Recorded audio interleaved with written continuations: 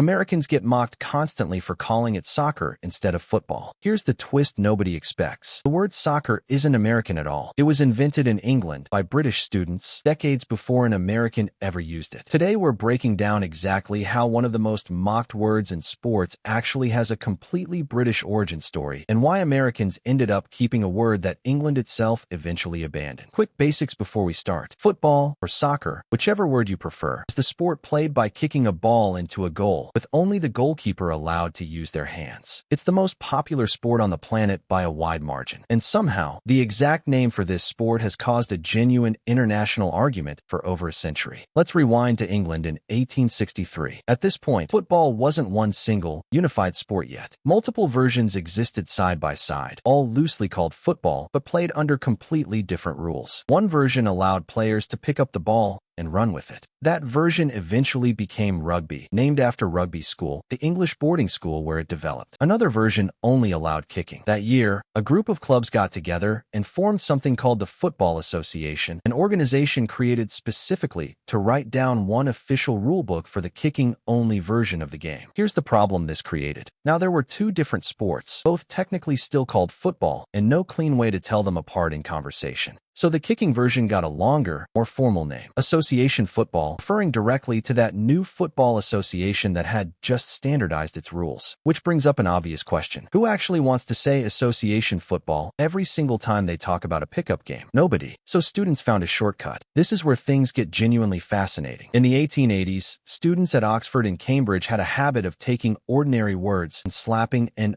ending onto them, almost like slang from a British boarding school comedy. Breakfast became brekker. Rugby football became rugger, and association football got the exact same treatment. Students grabbed the middle chunk of the word association, turned it into a soccer, and then shortened that even further into soccer. One popular story credits a specific Oxford student named Charles Refford Brown, supposedly asked at breakfast whether he wanted to play rugger, and he replied he was playing soccer instead. Historians admit that exact story might be more legend than fact, but the timeline is clear either way. Soccer is a British invention cooked up by British university students roughly 140 years ago. So here's the part that should genuinely surprise you. For decades afterward, British people used the word soccer constantly without a single complaint. It wasn't seen as foreign, awkward, or wrong. It was just normal British slang, used comfortably alongside the word football. There was even a long-running British television show literally called Soccer AM, and British newspapers casually used the word soccer well into the 1980s. Think about that for a second. The exact word Americans get mocked for using today was, for most of the 20th century, completely ordinary in the country that invented it. So why did America end up sticking with soccer specifically, while England eventually walked away from it? The answer comes down to a naming conflict America already had. By the time association football spread across the Atlantic, the United States had already developed its own completely different sport, one that borrowed pieces from both rugby and the kicking version of football using a grid-lined field. Americans just called that sport football, full stop, and it exploded in popularity through college teams at places like Harvard, Yale,